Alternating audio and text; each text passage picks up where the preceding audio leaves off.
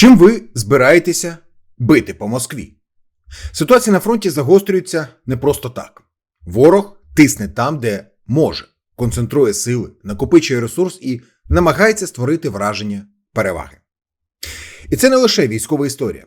Це елемент великої гри, інструмент впливу на переговори. Коли за столом говорять дипломати, на полі бою мають звучати аргументи. І Кремль робить ставку саме на це. Більше тиску, більше поступливості з нашого боку. Якщо ви дивитеся це відео, значить вам не байдуже, що насправді відбувається. Тому одразу прошу.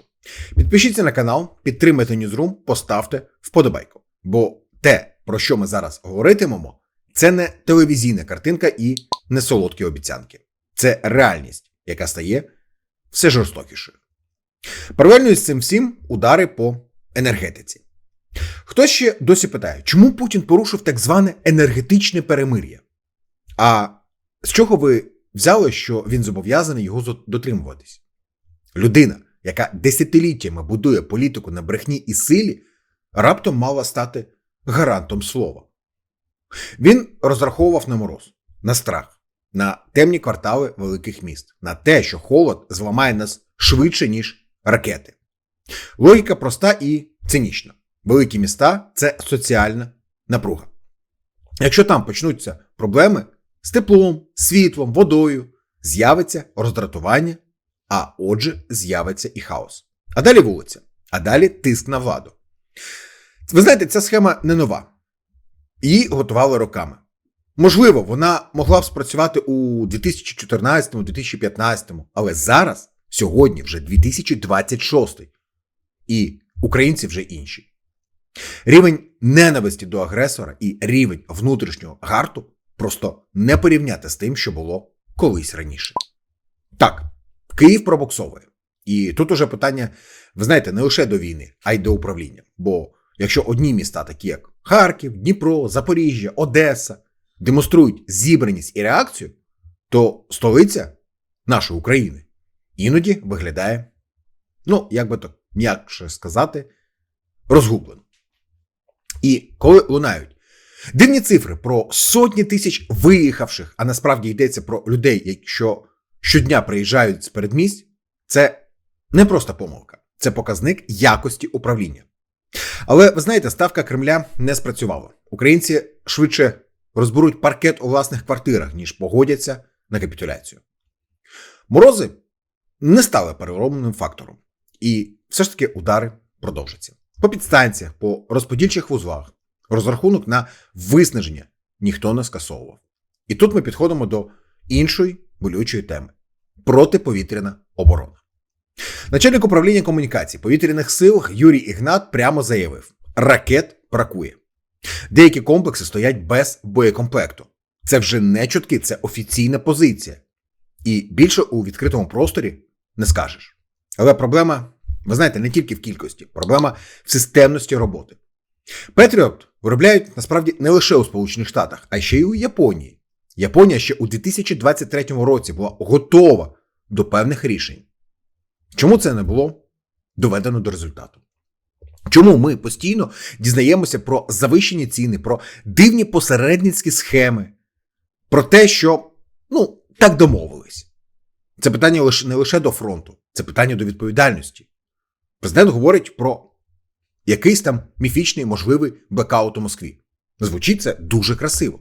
Але давайте чесно, щоб прорвати багатошарову систему протиповітряної оборони столиці Російської Федерації, потрібні тисячі ракет у залпі. А де вони?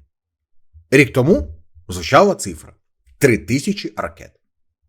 А де результат? Війна – це не емоція, не гучна заява. Це арифметика. Кількість пускових, кількість боєкомплекту, навчені екіпажі, стратегія ударів. Без цього гучні слова залишаються лише словами. І якщо ми вже заговорили про стратегію, то не можна оминути і тему виборів. Президент каже, що рішення залежатиме від завершення війни. Це інтрига чи тест суспільної реакції?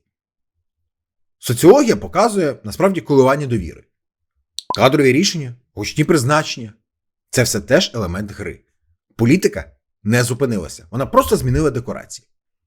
Окрема історія – 2,4 мільйона молодих українців, які виїхали з країни з початку повномасштабної війни. Цифра пролунала з уст представників влади. Але хто її підтвердив? Яке джерело?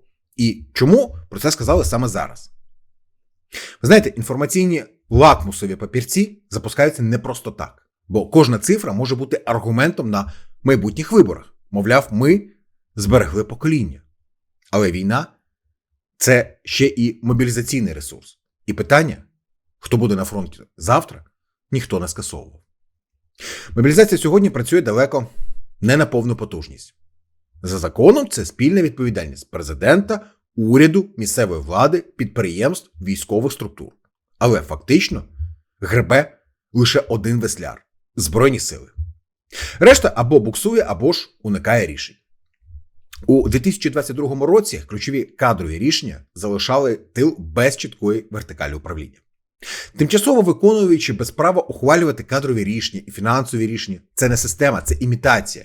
І на цьому фоні з'являється інформація про закупівлю авіапослуг на десятки мільйонів гривень для одного з обласних ТЦК. Пояснення? Експериментальний проект для іноземних контрактників. В країні, де закритий повітряний простір. У прифронтовій області. Ви знаєте, питань більше, ніж відповідей.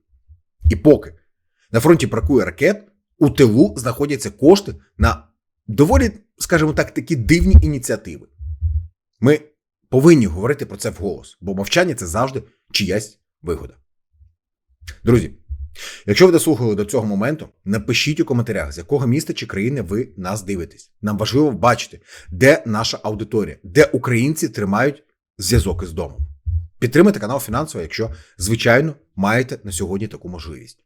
Незалежна позиція тримається не на гаслах, а на вашій підтримці, друзі. Ви знаєте, попереду ще складні місяці. Ворог продовжить тиснути, політика продовжить хитрувати, але країна вистоїть. Не через красиві заяви, а через тверезість, відповідальність і контроль суспільства над владою. Тому підписуйтесь, поширюйте це відео і не залишайтесь осторонь, бо перемога – це не тільки фронт. Це ще і правда. І вона має звучати. Ну а завершу відео вже традиційно. Легендарною фразою. От така фігня, малятка, любі хлопчики і дівчатка. Я щиро дякую всім вам за довіру нашому каналу. Не забудьте поставити вподобайку цьому відео, підписатися на наш канал, якщо ще не підписані. Друзі, ми працюємо незалежно і я дуже сподіваюся, що ви прекрасно розумієте, що це непросто. Якщо ви цінуєте таку інформацію, підтримайте канал фінансово, якщо маєте таку можливість. Під цим і взагалі кожним нашим відео є номер картки та посилання на банку. Будь-яка комфортна і посильна сума буде дуже необхідною, щоб ми і далі продовжували працювати для вас чесно і неупереджено. Пам'ятайте, друзі, малих донатів не буває. 50, 200, 500 тисяч або більше гривень допомагає нам у нашій, повірте, нелегкій роботі. Кожна гривня має сенс і використовується із розумом. Всі реквізити, як завжди, є в описі до кожного нашого відео. Якщо не складно, ми були б дуже вдячні за поширення наших відео у соціальних мережах. Telegram, Viber, WhatsApp, Facebook. Будь-де, де вам зручно. Ну і традиційно на завершення. Слава Україні! Слава силам оборони! І пам'ятайте, що принесло вчора. Живіть сьогоденням і вірте у майбутнє. Своє та України. Нехай щастить, бережіть себе, своїх близьких та рідних і побачимось тут, як завжди, на каналі Newsroom у наших нових відео.